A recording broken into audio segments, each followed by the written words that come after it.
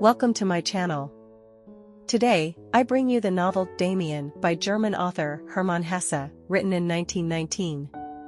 We will follow the growth of the young Emil Sinclair, experiencing the temptations of a complex world, tasting loneliness, timidity, confusion, rebellion, longing for love and friendship, and falling into doubt about oneself and the external world, until he meets his peer Demian, who influences him to gradually seek answers and mature. Young Sinclair grew up in a gentle and beautiful environment. His family was affluent, and his parents and several sisters were well-cultured. They lived in a neat and orderly house, where the maid sang and prayed with Sinclair's family every day, her washed hands resting on her smooth apron. At this time, she belonged to the bright little world familiar to Sinclair.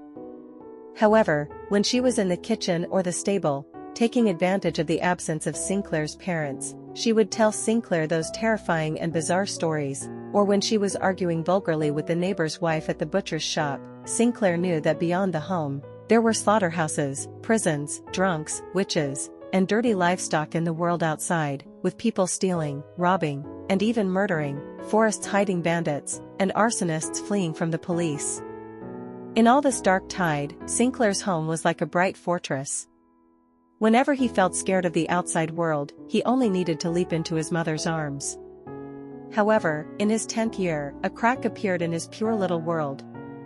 That day, he was walking along the road with two boys of his age from the neighborhood, when suddenly a boy 3 years older than them came towards them. He was strong and rough.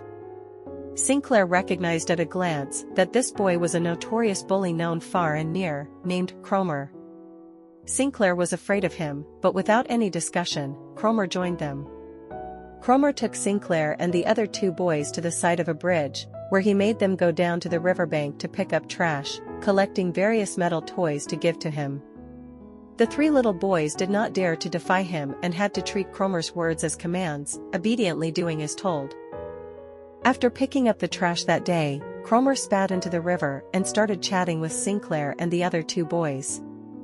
The other two boys, perhaps to win Cromer's favor, boasted about the pranks they had done in school to appear brave.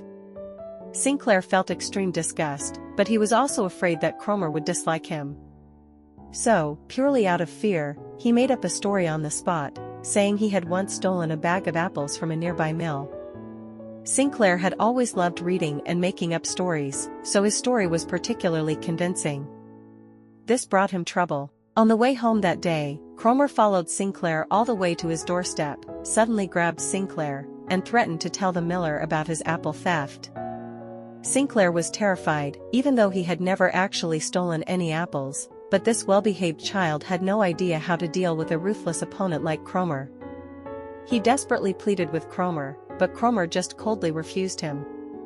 Only when Sinclair's psychological defenses completely collapsed did Cromer let go, saying, "If you don't want me to tell on you, give me 2 marks.